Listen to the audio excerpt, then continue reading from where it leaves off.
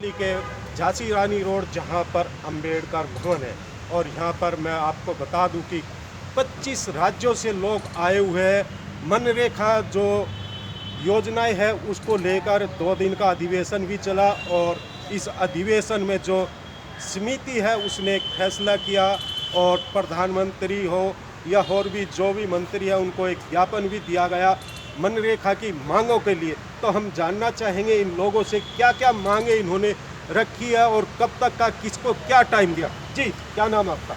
मैं चिदानंद कश्यप, राष्ट्रीय महासचिव, अखिल भारतीय मनरेगा कर्मचारी महासंघ, नई दिल्ली। सर, 2 दिन का आपका अधिवेशन चला, अधिवेशन में क्या तय हुआ? पूरे देश के मनरेगा कर्मियों की जो समस्याएं थी उसको लेकर हमने अंबेडकर भवन दिल्ली में 2 दिवसीय अधिवेशन का आयोजन किया गया था। उसमें सर्वसम्मति से यह निर्णय लिया गया कि विगत 16 वर्षों से जो हमारे कर्मी काम कर रहे हैं उनको उनका हक उनका ग्रेड पे नहीं मिल रहा है, उनको अल्प मानदेय मिल रहा है और काम के बहुत से ऐसे इंडिकेटर तय किए गए हैं जिसको करने के बावजूद भी उनके ऊपर बहुत से स्पष्टीकरण और उनकी नौकरी को जो है टर्मिनेशन का काम किया जा रहा है। क्या लग रहा है किससे ये मांग करते हैं? मैं भारत सरकार, केंद्र सरकार से यह मांग कर रहा हूं क्योंकि मनरेगा केंद्र प्रायोजित योजना है। क्योंकि आप काफ़ी सालों से मनरेगा की लड़ाई लड़ रहे मगर अभी तक मांग पूरी नहीं हुई और अब भी अगर मांग नहीं पूरी होती अधिवेशन में जो तय हुआ तो आगे के कदम क्या होंगे? पूरे देश के मनरेगा कर्मी जो करीब 34 राज्यों में केंद्र शासित मिलाकर चल रहा है मनरेगा, वो सारे कर्मी अब जाग चुके हैं। वे हर हालत में अपना हक प्राप्त करने के लिए जब हम पूरा काम कर रहे हैं तो हमारी पूरी मजदूरी हो, हमारे परिवार सुरक्षित हो, हमारा भविष्य सुरक्षित हो, नौकरी स्थायी हो, इसके लिए वो हर कदम उठाएंगे जो सरकार के लिए कील का पत्थर साबित होगा। जी जी, आप क्या कहेंगे? जी, क्या कहेंगे? मैं झारखंड से हूँ, इस्माइल अंसारी।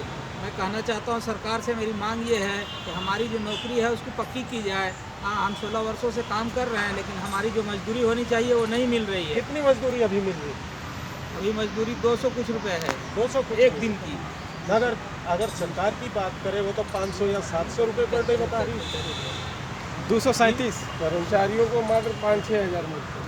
कर्मचारियों को मात्र 5-6 हज़ार रुपये महीने की है, उस हिसाब से 200 कुछ रुपये एक दिन आप की क्या हुई। कहेंगे? मैं कहूँगा कि सारे देश में मनरेगा कर्मियों का एक जो है वेतनमान लागू हो, एक पद के लिए एक समान वेतनमान लागू हो और अंतिम बात कि हम 16 साल सर्विस कर चुके हैं, अब हमको नियमितीकरण कर दिया जाए। ये हमारे संविधान के लिए हमारा अधिकार है। ये किससे मांग करें? ये माननीय प्रधानमंत्री जी भारत सरकार। अगर नहीं मांग पूरी होती आगे के कदम तो क्या उठाएंगे? फिर हमारा कदम होगा कि हम अपने अधिकार के लिए जो संवैधानिक प्रणाली है, काली पट्टी बांधना जो है, धरना प्रदर्शन, आमरण अनशन, पैदल यात्रा, सब जो कुछ भी प्रजातांत्रिक प्रणाली है हम सबका प्रयोग करके माननीय प्रधानमंत्री जी का निधन तोड़ने का कार्य करेंगे।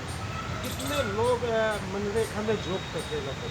मनरेगा में जहाँ तक हमारे पास अनुमानित रिकॉर्ड है कि 3 लाख से ऊपर कर्मचारी, चूँकि मनरेगा में कई प्रकार के संविदा कर्मचारी, अधिकारी मिलाकर के टेक्निकल लोग हैं, जिसमें हमारी संख्या अनुमानित 3 लाख से ऊपर है। और हम गांव स्तर पर जुड़े हुए कर्मचारी हैं, ब्लॉक स्तर पर जुड़े कर्मचारी हैं, जिला स्तर पर जुड़े हुए कर्मचारी हैं। अगर कोई सुविधा नहीं है, कोई सुविधा नहीं। मनरेगा कितनी सैलरी होनी चाहिए आपके साथ? अब 30 हज़ार से तो कम सैलरी एक छोटे कर्मचारी की नहीं होनी चाहिए। बाकी टेक्निकल हैं उनका और ज़्यादा होना चाहिए, ऑफिसर रैंक हैं तो उनका और ज़्यादा होना चाहिए। रैंक के आधार पर सैलरी होना चाहिए। जी जी, आप कहाँ से आए? मैं तेलंगाना से आया हूँ। क्या कहेंगे? दिल्ली में आए, 2 दिन का मनरेगा का अधिवेशन भी चला, क्या फाइनल हुआ? फाइनल का मतलब आप सोचिए, एक बंदा 16 ईयर से काम कर रहे हैं, वो पोस्ट ग्रेजुएट थी, ग्रेजुएट थी और बहुत पढ़ी लिखी चुके हुए हैं। वो बिल्कुल SC ST लोग हैं, इधर काम करने वाला पूरा SC ST लोग ज़्यादातर लोग हैं। वो पूरा लॉस हो चुके हैं उसके ये सर्विसेज बढ़ने में। अगर इतने साल काम करने के बाद भी उसका फैमिली जो है रोड पे आ चुकी है, तनख्वाह नहीं मिल रही है, इसका बात सकते हैं आप? क्या किसी राज्य की बात कर रहे हैं? पूरा राष्ट्र में यही परिस्थिति है, पूरा देश में यही एनआरजीएस का कर्मचारी का यही परिस्थिति है। जो मनरेगा के कर्मचारी हैं सभी का हाँ यही। हाँ तो क्या मांग है और किससे चाहे? हमारे मांग थी आदरणीय प्रधानमंत्री जी पहले और उसका आरडी मिनिस्टर साहब से भी हमारी ये मांगती थी, आप ज़रा आप ये 12 साल मेरी 16 ईयर्स होने के बाद भी आप ज़रा हमारा भविष्य के बारे में सोचें। हम जो आप जानते हैं मिनिस्टर साहब, यूनेस्को वाले भी हमारा मनरेगा को अप्रिशिएट किए थे, क्या है कि वो रूरल पीपल के लिए बढ़ाने के लाइफस्टाइल बढ़ाने के लिए। तो आप ज़रा हमारे लाइफ को थोड़ा बहुत सिक्योरिटी दे दें ताकि हम मरे तो हमारे फैमिली भी सुकून से लाइफ, यानी कि जिस तरह और गवर्नमेंट जॉब में सुविधा मिलनी चाहिए वही से मिलना चाहे तो वो नेचुरल राइट थी वो हमारे को देने के लिए तो ये मांग थी। सरकार नहीं मानती क्योंकि कई सालों से आप लगे हुए हैं मनरेगा की मांग को लेकर, तो आप क्या करेंगे, क्या कदम उठाएंगे? सबसे पहला कदम 8 जनवरी 2023 को वाराणसी प्रधानमंत्री के संसदीय क्षेत्र से हम लोगों के पद यात्रा भाई परशुराम शर्मा जी के नेतृत्व में निकाली जाएगी। परशुराम शर्मा जी इधर आइए। कितने लोगों के साथ? हाँ बिल्कुल, भाई परशुराम शर्मा जी के नेतृत्व में हजारों की संख्या में हम लोग पद यात्रा करते हुए दिल्ली में प्रधानमंत्री कार्यालय में अपना मांग पत्र देंगे प्रधानमंत्री जी को, जिससे वो समझ सके कि कितने कष्ट में हम लोग हैं। पहले भी आप ज्ञापन दे चुके प्रधानमंत्री को या और भी मंत्री हो, कहीं कोई सुनवाई नहीं, कहीं कोई सुनवाई नहीं हुई। सैकड़ों बार ज्ञापन मैंने देने का काम किया है लेकिन कहीं तक नहीं सुनवाई हुई। क्या आपको लग रहा है पद यात्रा से सरकार जागेगी? वहाँ से यही कहा जाता है कि ये पॉलिसी मैटर है। पॉलिसी मैटर क्या अपने बनता है? केंद्र सरकार की योजना है, केंद्र बनाती है, संसद बनाती है, क्यों नहीं पॉलिसी मैटर में हजारों संशोधन मनरेगा में जब कर सकते हैं। मनरेगा कर्मी जो करोड़ों मजदूरों के घर में उनके दो वक्त की रोटी पहुंचाने के लिए काम देने का काम करते हैं। गांव के विकास में बहुत उनका बड़ा योगदान है। आज गांव में बहुत योगदान जो मनरेगा के द्वारा हो रहा है, तालाब खुदवाए जा रहे हैं, जल संरक्षण हो रहा है, जल जीवन हरियाली चल रही है, लेकिन सरकार के द्वारा इन मनरेगा कर्मियों के ऊपर कोई भी ध्यान नहीं दिया जा रहा है। जी, आप कहाँ से आए? हम मैनपुरी से हैं, उत्तर प्रदेश से। क्या कहिए? हम ये कहेंगे कि माननीय प्रधानमंत्री जी जो कहते हैं वो करते हैं।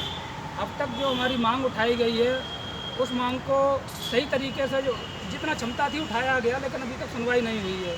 जब माननीय प्रधानमंत्री जी तस्वीर में धारा 317 हटा सकते हैं तो ये हम मनरेगा कर्मचारियों की जो पीड़ा है उसको भी दूर कर सकते हैं, ये हमें पूरा भरोसा है।